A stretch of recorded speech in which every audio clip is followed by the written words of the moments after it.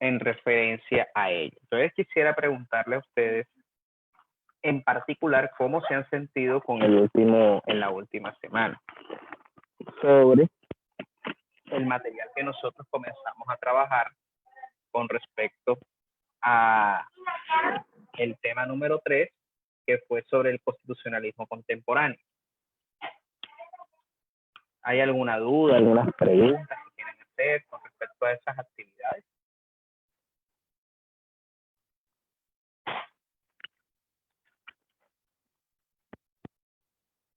Bueno, empezamos entonces la clase de hoy con el Estado. Para muchos de nosotros el Estado es pues nosotros estamos hablando de de estas franjas de terreno, que es lo que nosotros denominamos que es un Estado, como una organización política que constituye un conjunto de instituciones burocráticas estatales. Quiere decir de que cada Estado tiene sus entidades territoriales y tienen lo que denominamos nosotros una personería jurídica, que es lo que realiza, por ejemplo, en representación de todos los estados. La República de Colombia es una persona jurídica a nivel internacional que lo reconocen como República de Colombia. Caso de que cuando realizan el tema de todo lo referente a los convenios, tratados que ratifica el Congreso de la República, se menciona al Estado colombiano. Siempre van a tener el República de Colombia o como aparezcan todos los nombres, como por ejemplo Bolivia, que aparece como Estado Plurinacional de Bolivia, como lo define la Constitución, que cada uno de cada estado, por ejemplo Venezuela, que lo define como República Bolivariana de Venezuela, el Reino Unido, que se denomina como Reino Unido de Gran Bretaña e Irlanda del Norte, España se denomina Reino de España. Igual pasa con todos los estados, dependiendo como los tengan en las constituciones de ellos, se denomina la personería jurídica de cada uno de ellos. Proviene de la palabra status en latín y del verbo stare, que quiere decir estar parado o estar sentado. Estar asentado, que nosotros quiere decir que nos reconocen nuestro territorio, nos reconocen nuestras instituciones, buenos días, nos reconocen nuestras instituciones, y que del cual este término viene de la antigua Grecia y de la antigua Roma, porque ustedes saben que los imperios denominaban estatus en los cuales donde se encontraran las instituciones. Las grandes ciudades, Grecia, que en este caso tenía a Atenas y a la otra gran metrópolis de ellos, cada estado tenía sus normas, tenía sus leyes, pero eran dentro del imperio. Lo mismo el imperio romano. Tenían a Roma como principal ciudad, Pompeya, que también es otra ciudad de Roma, de Italia antigua, que del cual tenía cada uno sus normas internas y entonces tenía un estatus. Pero fíjense que cuando hace estatus, ya ahí comenzó a tener otro concepto para que ese estatus se aplicara una unificación a todo un territorio. Que entonces eso es lo que nosotros estamos denominando actualmente. ¿Cuáles son los elementos de un Estado? El Estado posee 3 elementos que son claves para su diferenciación. Uno de ellos es el territorio. Territorio que se denomina incluyendo la tierra, las aguas territoriales y el espacio aéreo. Ustedes han visto que en el año 2000 al lado está el control, en el puesto de Emerson está pegado a la pared. Entonces, por eso nosotros en el 2013, cuando hubo el fallo de la Corte Internacional de Justicia de La Haya, donde concedían una porción del mar territorial de San Andrés y Providencia, que nos pertenecía a nosotros, Eso es lo que también se denomina el territorio o una plataforma continental. Nuestra plataforma continental empieza desde la ciudad de Cartagena hasta llegar a San Andrés, que del cual tenemos frontera con Panamá, con Costa Rica, con Nicaragua, porque nosotros tenemos un mar territorial donde se extiende las 200 millas náuticas, tanto en el norte como en el sur, en el oriente y en el occidente, con respecto al uso de esos terrenos. Pero fíjense que durante ese tiempo que hubo el fallo de San Andrés, nos enclavó dos islotes en aguas territoriales de Nicaragua. Aunque el fallo no ha sido aplicado con Colombia ahora mismo, porque no hay un tratado que lo reafirme, Colombia actualmente no está reconociendo el fallo internacional de la Corte Internacional de Justicia. Y mientras tanto, los límites de las islas que están enclavadas en aguas territoriales de Nicaragua, obviamente, forma parte de nuestro territorio aún todavía. También nosotros tenemos en el Pacífico una plataforma continental, que esa plataforma continental es la que nosotros hacemos con las islas de Malpelo, que también tenemos frontera con Ecuador. Tenemos frontera con Ecuador y esa plataforma continental extendida que también se extiende con Perú. Y las fronteras terrestres conocidas que las tenemos con Venezuela, con Brasil, Perú y Ecuador. Eso es lo que denomina el territorio, porque tiene que estar junto con todo lo referente a el territorio. El espacio aéreo incluye toda la extensión territorial terrestre y las islas, islotes y la plataforma marítima para poder atravesar el espacio aéreo. Por eso hay una organización internacional que regula el espacio aéreo, que se denomina la IATA, con el fin de buscar los permisos que cada aerolínea tiene que pedirle a cada estado para atravesar sus territorios continental y espacios en el mar. Por eso Colombia ahora mismo pasó a ser hub de Latinoamérica, el aeropuerto del Internacional El Dorado. Antes era el Maiquetía de Venezuela, pero ustedes saben, por la situación política y económica que tienen ellos, tuvieron que buscar otros hubs en otras ciudades. Por ejemplo, aquí en Bogotá tenemos uno de esos hubs. Población.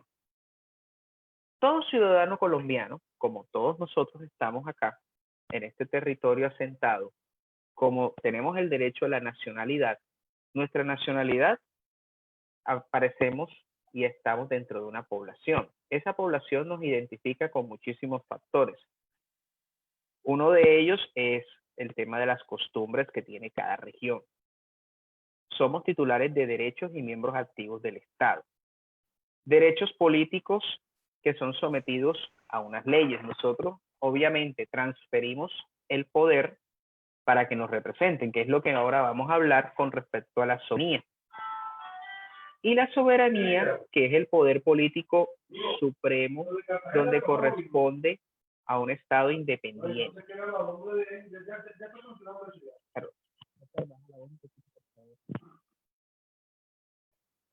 Tenemos que la soberanía es el poder político supremo que corresponde a un Estado independiente. No tiene interferencias externas, que en teoría política denominamos que es un término sustantivo, porque la autoridad suprema lo designamos nosotros a través del voto que les damos a ellos. Ustedes saben que nosotros nos sometemos a elecciones cada 4 años. Cada 4 años nosotros, en uso de esa soberanía que tenemos, que reside en el pueblo, como es el artículo de la Constitución, que la soberanía reside en el pueblo. ¿Quién es el pueblo? La población. Nosotros, a través de elecciones, transferimos el poder a esos representantes. Por ejemplo, presidente, Congreso de la República, alcaldes, gobernadores, consejos, asambleas, cargos de elección popular que nosotros hacemos, transferimos el poder para que nos representen. Eso es lo que nosotros contempla la soberanía. El presidente de la República, que hace funciones de jefe de Estado, jefe de gobierno, él representa la soberanía nacional a nivel internacional porque él tiene la función de jefe de Estado. Por eso él tiene que hacer el respeto sobre el uso de la autodeterminación de los pueblos, que es la no injerencia o no meterse en donde dice los dichos populares, meterse en un patio ajeno. Entonces quiere decir que el presidente nos tiene que representar y debe de tener representación de unidad nacional, y nosotros podemos a través de los poderes populares hacer solicitudes revocatorias y todo lo que nosotros podemos ver.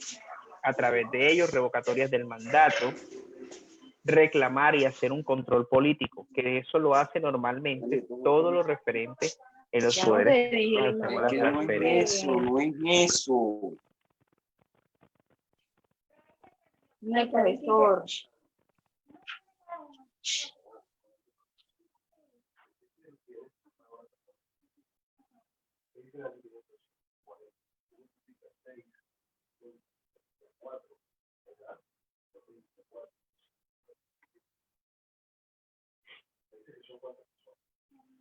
Bueno, si nosotros nos ponemos a hablar del origen y evolución del Estado, pues tendríamos que dirigirnos a los diálogos de Platón en Grecia, donde habla de una estructura de Estado ideal.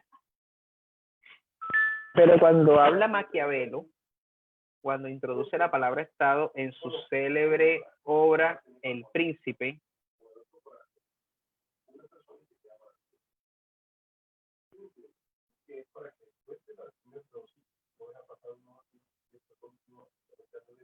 para que nosotros podamos ver que nosotros como humanos siempre hubo la necesidad de organizarnos. Por eso es que en las épocas primitivas, cuando sucedía el ojo por ojo, diente por diente, la ley del talión, hacía necesaria la regulación de todas estas cosas, que nosotros teníamos que estar sometidos a una organización. Y por eso es que en ese entonces, en la época antigua, si nosotros nos ponemos a ver en las anteriores clases sobre lo referente a el Senado,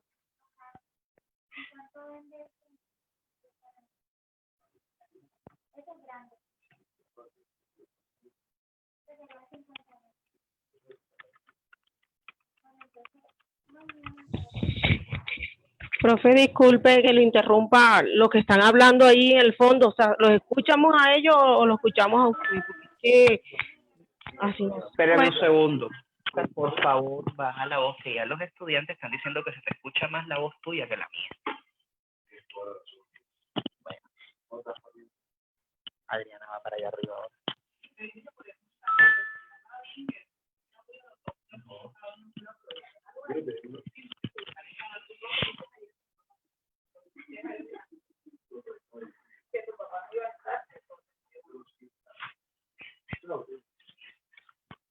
Entonces, no, ya por lo menos ya se cuadró la parte del sonido, pero nosotros tenemos que tener en cuenta algo, que el Estado como tal, desde la época antigua, ya nosotros teníamos la necesidad de tener una organización y que nosotros teníamos que legitimarla de una manera. ¿Cuál era la manera considerada para ello? La organización, que todos los ciudadanos tenemos que estar sometidos a hecho.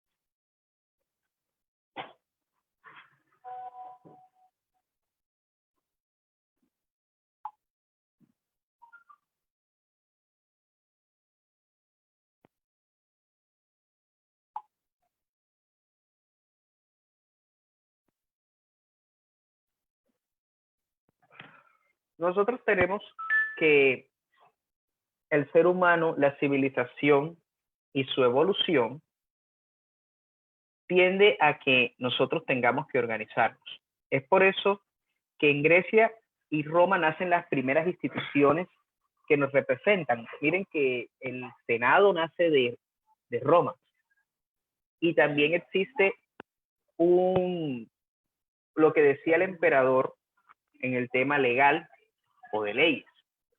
Miren que allá nace el derecho romano, el código romano, que también nosotros tenemos esas influencias en cierta parte civil. Es por eso que comienza a realizarse dicha realización con respecto a esa organización estatal. Aunque todavía en ese entonces no estaba organizada como está en la actualidad. Cuando llega la Edad Media, ustedes saben que la Edad Media fue una época donde la iglesia mandaba. Pero una pregunta, si Mario Goretti lo ha pasado mal,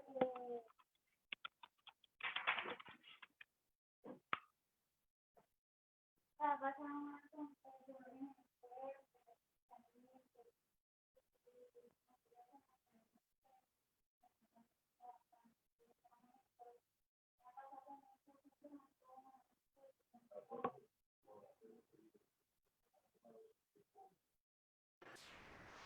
Bueno, entonces nosotros tenemos que tener en cuenta que en el régimen feudal,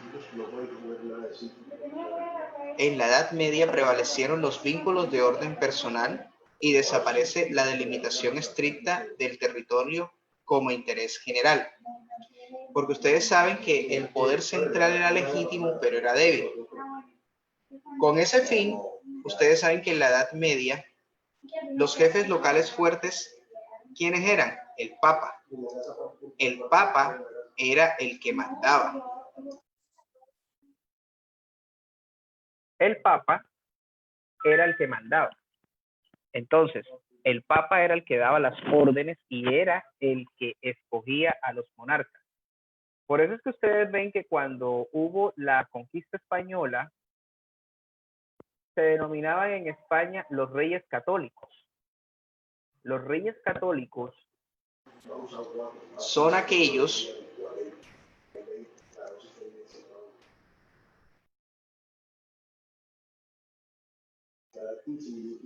realizando todas esas funciones. El Papa era el que escogía el rey. Por eso es que en España se hablaban de los reyes católicos. El rey era coronado por el Papa, porque era el iluminado por Dios y era el único que podía determinar quién era el que podía ser el rey. Que del cual cuando hacían una sucesión, cuando moría el titular y tenía que entrar la sucesión de poder, el Papa transitoriamente era el que mandaba en el Estado hasta que se realizara la coronación del rey, que del cual todos ellos organizaban, todo era cimentado, todo era por la religión. Y los católicos tenían que cumplir ciertos requisitos. Tenían que estar, por ejemplo, bautizados, confesados, confirmación, todo lo que los ritos católicos denominados para poder ser uno de los reyes de la nación.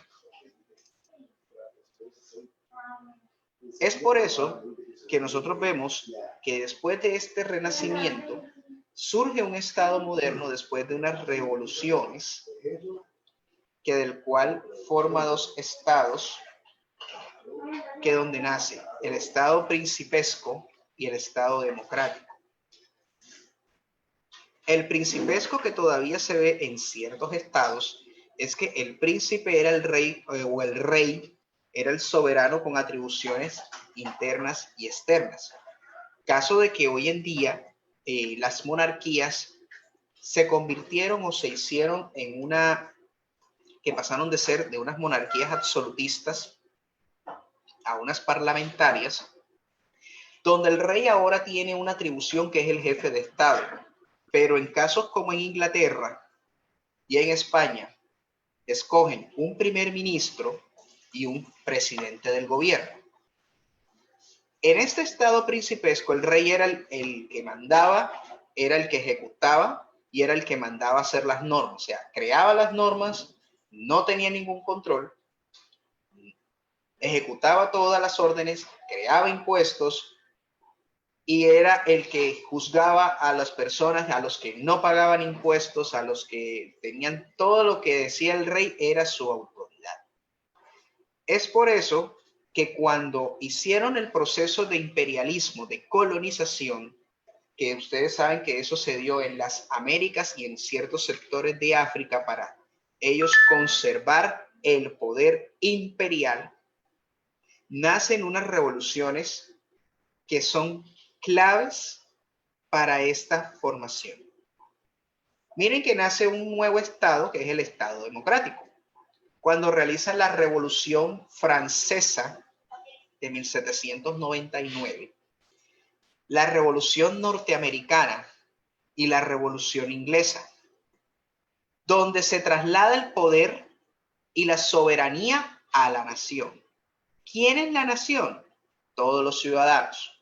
Los ciudadanos tenían que someter a votación todo lo referente a lo que era la administración del Estado, como es en la actualidad, donde se toma de referencia todo lo concerniente a las polis griegas o las ciudades griegas y lo que se estaban hablando de Roma.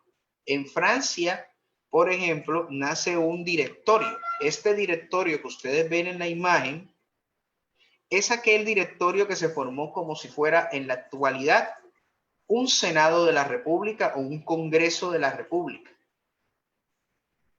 Entonces, donde se discutía todos los temas del Estado, ya comenzó a organizarse, donde nace la independencia de los poderes, que es lo que nosotros tenemos aquí, lo que se habló en la Revolución Norteamericana y Europea, para universalizar el derecho y el modelo de Estado.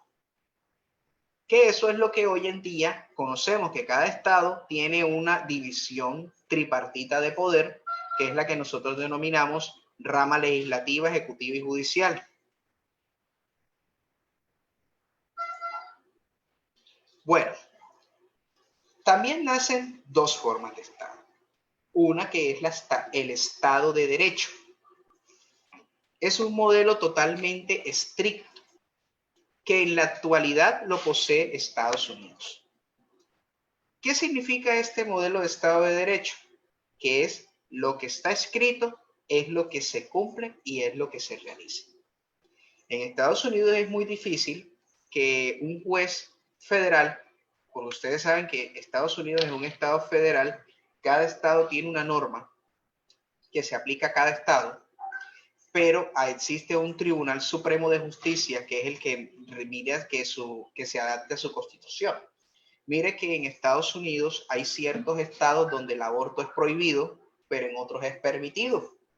Y esas son las contradicciones que normalmente se tienen en un Estado de Derecho. Cuando es un Estado unitario, como es en el caso de Colombia, nosotros también tuvimos un Estado de Derecho. Pero el Estado de Derecho no contempló en su momento en la creación de la Constitución de 1886 las garantías de los derechos humanos que estaban contemplados en la Declaración Universal de las Naciones Unidas. Colombia y todos los estados que comenzaron a formar parte de las Naciones Unidas tuvieron que llegar a una transformación estatal, que es la que nosotros vamos a ver en la siguiente clase, en la siguiente diapositiva, que es respecto al Estado social de derecho. Y ustedes saben muy bien que un Estado de derecho se presta para muchas cosas. Por ejemplo, nosotros comenzamos en 1821 como la Gran Colombia, que se denominó en su entonces República de Colombia, pero para distinguirla de la actual, refirieron a la Gran Colombia. La Gran Colombia, que estaba integrada por Colombia, Venezuela y Ecuador en su momento. Bolívar tenía un sueño de integrar a las 5 naciones que él independizó en una sola, pero por cuestiones de poder, como siempre ha pasado en ese entonces, en muchas ocasiones, Simón Bolívar y Santander, que eran los que estaban acá presentes en el Estado, Bolívar planteaba un Estado de Derecho federal y Santander planteaba un sistema de Estado unitario. Ese conflicto que vivieron los dos, hubo una situación que Santander tuvo que salir de exiliado de Colombia en su entonces, porque Bolívar estaba teniendo unos deseos como los que se está viviendo actualmente en Venezuela, que es un deseo de que normalmente ya ustedes conocen a través de la historia, que es un dictador. Tanto así que cuando hubo presidencia, que escogieron a Simón Bolívar como presidente, él determinó también de que el único que lo podían reelegir era él. Y por eso él duró en la presidencia, a pesar de que él no estaba aquí durante todo el tiempo en el Estado. Él duró en la presidencia desde 1821 hasta el día de su muerte en 1830. Tenía el vicepresidente a Francisco de Paula Santander, y también hubo una guerra entre los dos cuando se configuró una conspiración, que eso fue un escándalo en esa época, una conspiración que tenía que, Santander estaba conspirando contra Bolívar, que lo iba a matar y no sé qué. Entonces Santander decidió renunciar a la vicepresidencia e irse.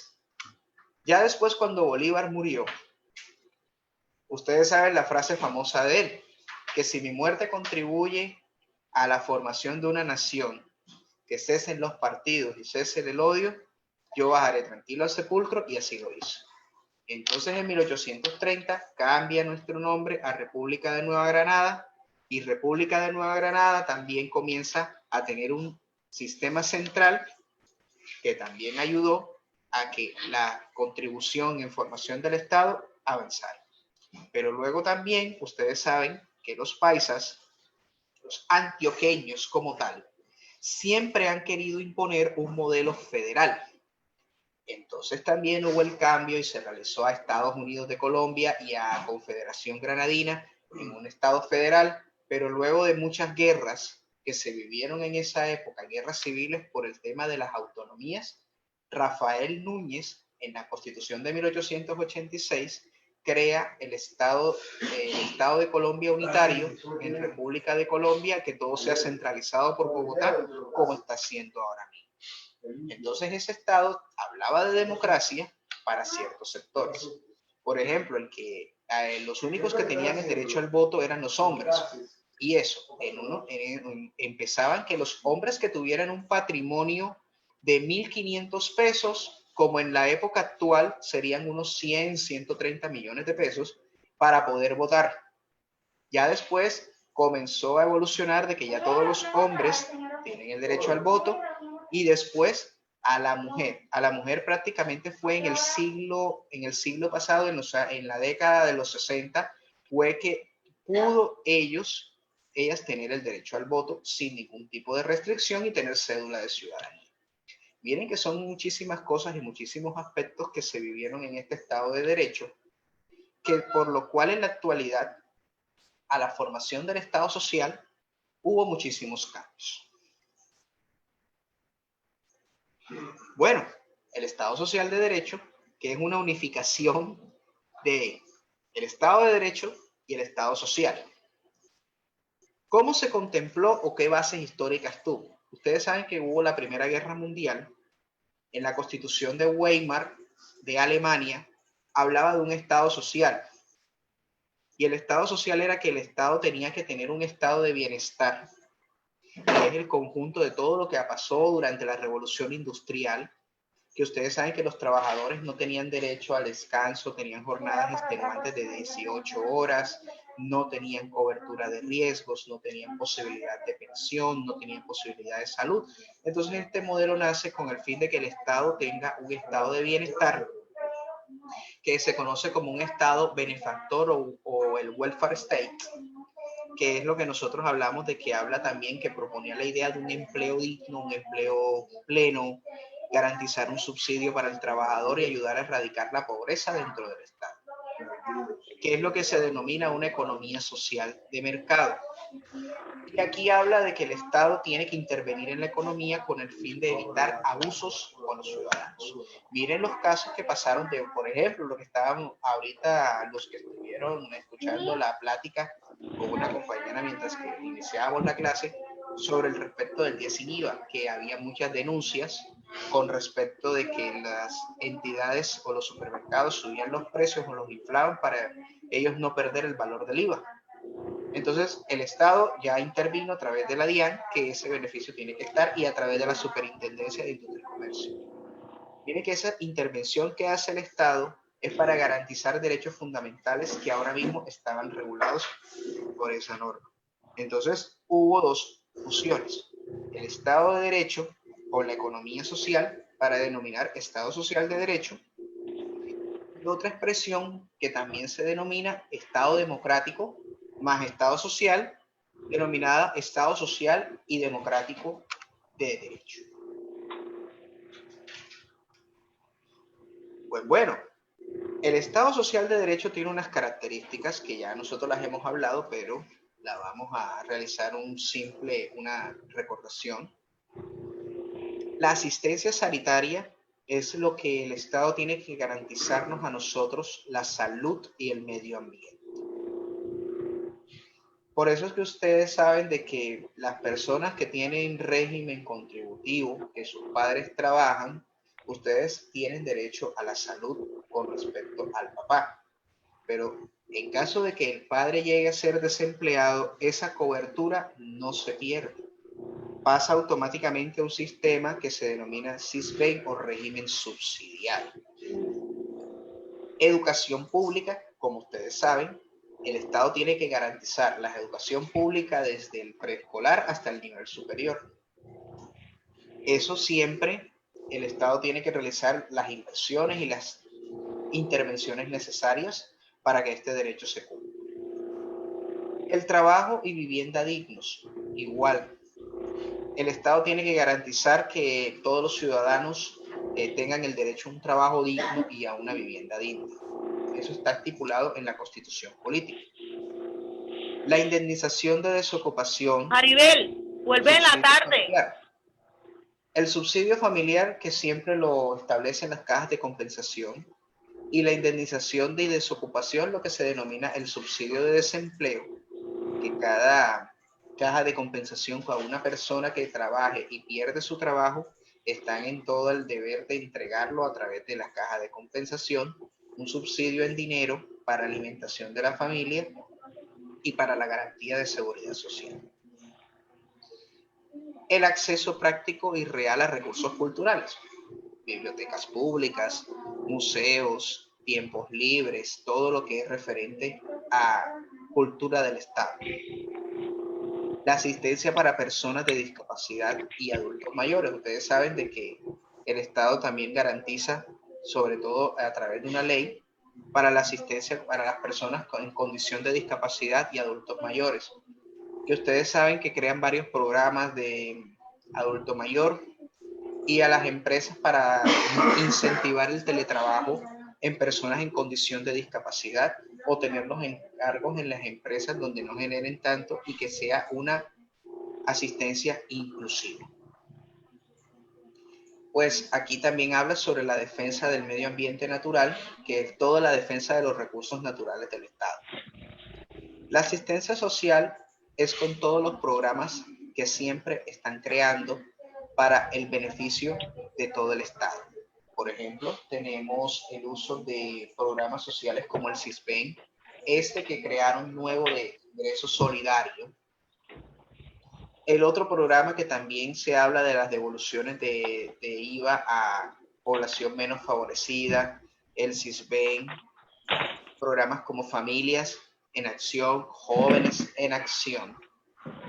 Todos esos programas de asistencia social que tienen que ser creados por el Estado para ayudar a la población que obviamente no posee las facilidades ni los beneficios. Ya. Defensa jurídica y asistencia legal. La justicia es un acceso gratuito para todos. Las toallas.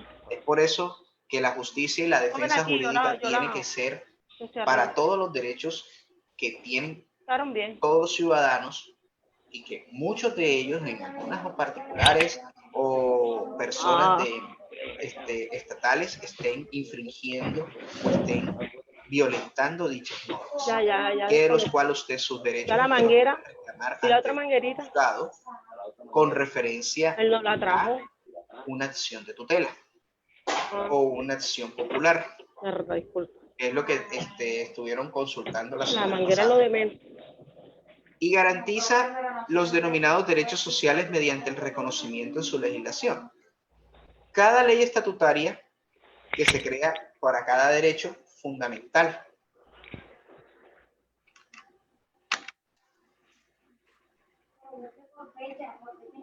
Bueno, nosotros tenemos un régimen político.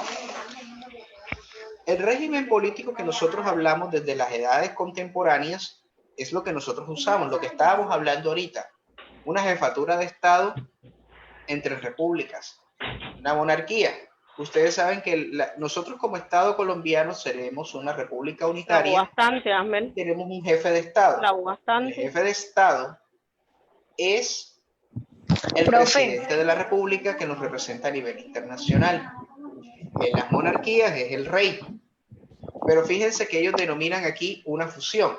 Aquí tenemos jefe de Estado y jefe de gobierno es el presidente. Nada.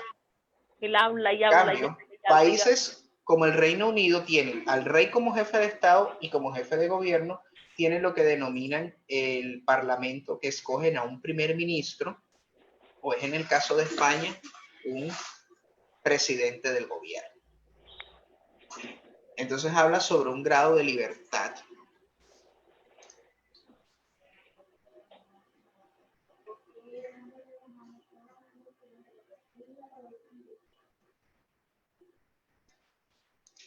Tiene un grado de libertad.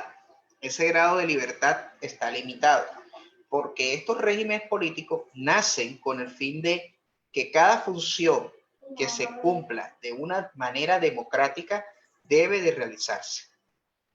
Nosotros tenemos una democracia directa y una democracia indirecta. Nosotros, como Estado colombiano, realizamos más una democracia indirecta, que es la más representativa que existe, porque nosotros elegimos a todos los ciudadanos. Caso como China, Cuba, que son países que tienen un régimen político totalmente diferente al de nosotros, ellos hablan de una democracia directa. La democracia directa es que escogen los miembros dentro de sus mismos partidos. Por eso es que es democracia directa. Porque es un régimen de partido único. Entonces tenemos nosotros que el Estado tiene una relación entre el gobierno y el parlamento, o lo que es el Congreso. Denominan entre el presidencialismo y el parlamentarismo. La monarquía normalmente se denomina monarquía parlamentaria. El parlamento es el que denomina, o es el que manda en el Estado también, en ciertos actos que realiza el jefe de gobierno, que es escogido precisamente por el mismo parlamento. Perdón. El rey es el jefe de Estado. El rey más que todo es una figura que, por ejemplo, para cuando el parlamento realiza la formación de una ley, el rey nada más la firma. Caso de que eso solamente se denomina una sanción o un decreto real o una ley real, porque es lo que normalmente se denomina en esas partes. Aquí, por ejemplo, nosotros es ley y un decreto ley. El decreto ley es que hace el presidente de la República en uso de facultades otorgadas por el Congreso o en estados de excepción, como nos encontramos ahora mismo.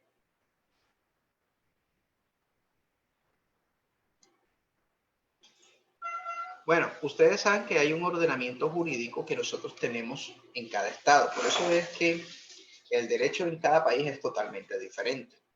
El único que puede aplicar es el derecho globalizado, el que es a nivel internacional, y el derecho internacional humanitario. Porque cada país tiene unas normas totalmente diferentes acorde a sus necesidades. Entonces, cada estado tiene unas normas. Y la norma suprema de todos los estados sabemos que es la Constitución. Eso está por encima de toda ley. Entonces, después en segundo orden que vienen las leyes, que son las que crean los congresos o los parlamentos. Pero cada estado tiene una norma totalmente diferente. Y eso se denomina un ordenamiento jurídico. Y este concepto no se debe confundir con orden jurídico, ya que traduce un conjunto de normas que rigen en una determinada área del ordenamiento jurídico. Quiere decir de que, por ejemplo, nosotros tenemos un ordenamiento jurídico global en Colombia, que del cual cuando se realiza una ley, esa ley puede ser aplicada a una parte de la ciudadanía o a todos los habitantes, dependiendo del caso particular.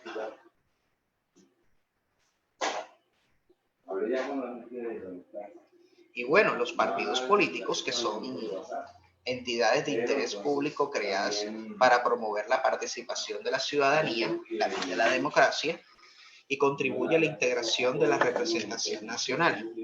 Ellos tienen varias labores. Los partidos políticos pueden ser de los partidos de gobierno o de oposición.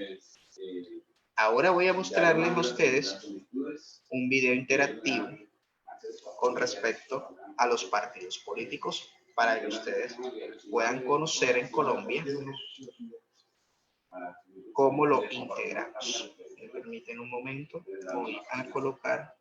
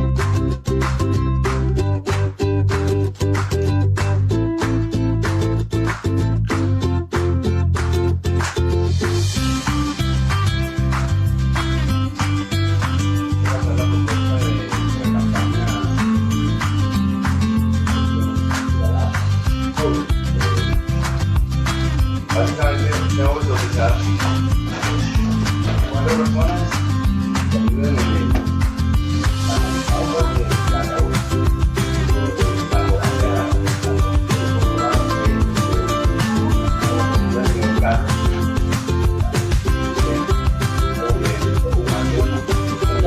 Y anotar como para hacer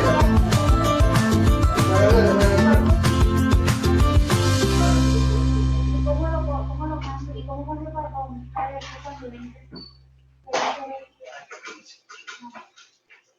Bueno, pero entonces vamos a dejarlo ahí en tu puesto todavía. Ya que reinicie. Porque me da miedo Para tenerlo aquí en la quitarle la punta. Porque me da miedo tenerlo aquí en la punta. Eso ahí es como- sí, no.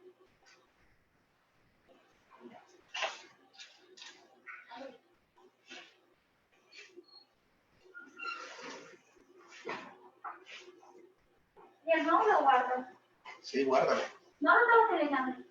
No, ¿Y por qué tienes eso pegado allá? para que no se lo quites. Ah, bueno, pero y entonces no, si lo estás utilizando para poder hacer lo que tienes que hacer, no importa. O déjaselo. Déjaselo. Está duro. Pasa, déjalo ahí. Bueno, entonces lo guardo.